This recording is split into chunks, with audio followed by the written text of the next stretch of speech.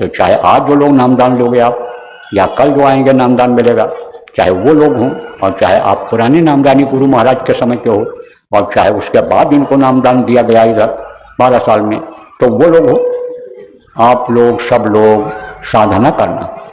10 दिन की साधना होगी। कहाँ से शुरू होगी? उज्जैन से ही शुरू होगी। कब से शुरू होगी? कल आपको बता दूंगा।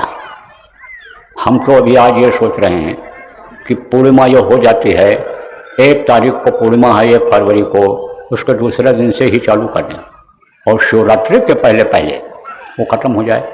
क्योंकि हो सकता है कि शिव जी न खुश हो पाएँ और शिव जी का तांडव शुरू हो जाए, जो आगे का समय विनाशकारी, बचे वही जो नाम आधारी, वही लोग बच पाएँ कि जो नाम को पकड़, वही बच पाएँ जो नामी हो, नामी के पास आते जाते हों, जिनके अंदर ताकत आ जाए, अन्य लोगों को बचा सकें।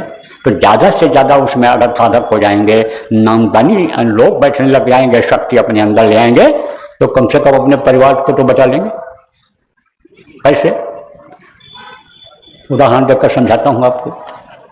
देखो, जिसका कमज़ोर शरीर होता है उसको ठंडी गर्मी का असर ज़्यादा आता है।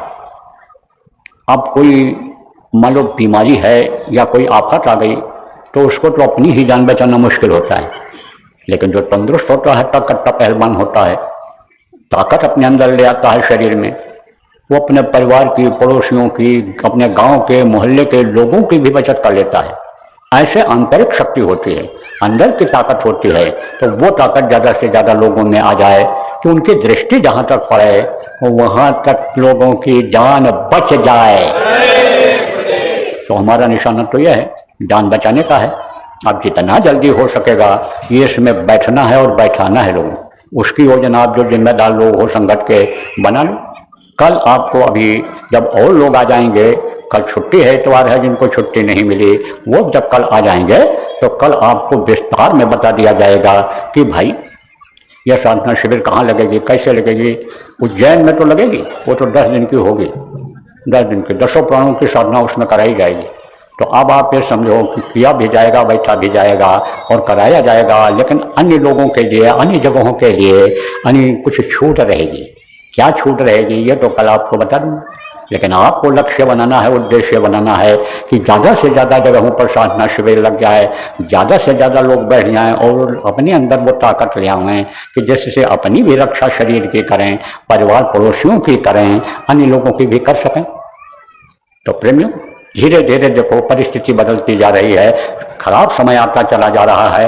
जो 60-70 साल के इसमें बुजुर्ग बैठे हो, बुढ़े बैठे हो, देखो आपकी जवानी में और आपके बचपना में जो समय था उसमें कितना फर्क हो गया। ये अत्याचार, ये अन्याय, ये झूठ और ये फरेब, ये ठगी पहले थी? नहीं थी। लालच इतनी थी लोगों के अंदर जितनी बढ़ गई? नहीं थी। ये काम वासना जो अपनी माँ बहन को ही नहीं आदमी पहचान पा रहा है, आप समझो ये इतनी थी? नहीं थी। ये वो भूमि है कि जहाँ जननी समझ जान नहीं पर नारी और धन पर आए विश्व विश्व भारी, जहाँ दूसरे के धन को लोग जहर की तरह मानते थे, जहाँ दूसरे की माँ बहन को अपनी माँ और बहन की तरह से समझते थे, वहाँ क्या हाल है इस समय समाज का। बच्चों का चरित्र गिरता चला जा रहा है। सोचो इस देश का क्या होगा। धार्मिक देश भले कोई कुछ कहता रहे, अपने मुंह से मियाँ मिट्ठू बनता रहा है, अपनी तारीफ खुद करता रहा है, लेकिन जिस देश में नारियां शराब पिएंगी, जिस देश में बच्चियों का चरित्र गिरेगा, जिस देश के नौजवान नशीले हो जाएंगे, शराबी कबाबी हो जाएंगे, जिस देश के लोग होश में, नौजवान देश होश में नहीं रहेंगे, वो देश धार्मिक देश कहला सकता है? विश्वगुरु बन सकता है? नहीं बन सकता है।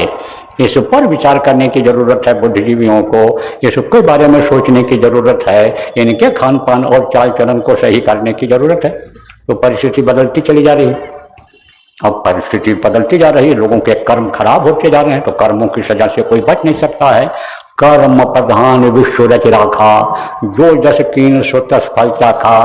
तो कर्मों की जब समझो कि फल कर्मों का मिलने लग जाएगा, जब कुदरत सजा देना शुरू कर देगी, तब आप क्या कर पाओगे? चाहते हुए भी बचत नहीं कर पाओगे।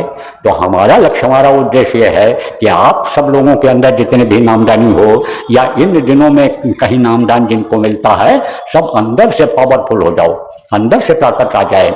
देखो प्रेम, जैसे गुरु का स्थान ऊंचा होता है, गुरु को सब लोगों ने शुरू में प्रणाम किया, गुरु के लिए कहा गुरु बिन भवने तरे न कोई, जो विदिन शंकर सम हुई, चाहे ब्रह्मा या शिव के समान कोई होगा, लेकिन बगैर गुरु के पार नहीं हो सकता है। तो गुरु कहाँ रहते हैं? मनुष्य शरीर में ही रहते हैं, लेकिन वो अपने अंदर ताकत लाते हैं, शक्ति लाते हैं। वो शक्ति उस मनुष्य शरीर में काम करती है। ऐसे साधक के अंदर भी शक्ति आ जाती है, ताकत आ जाती है, उसी की कीमत, उसी की पावर होती है, उसी पावर की कीमत होती है। तो प्रेम, इसीलिए यह साधना शिविर वगैरह के लिए प्रेरणा दी जा रही है, बताया जा रहा है, समझाया जा रहा है। कल और विस्तार में बता दिया जाएगा और लोग आ जाएंगे, सुन लेंगे। ज़्यादा मेहनत फिर इनको प्रचारकों को, जिम्मेदारों को नहीं करनी पड़ेगी।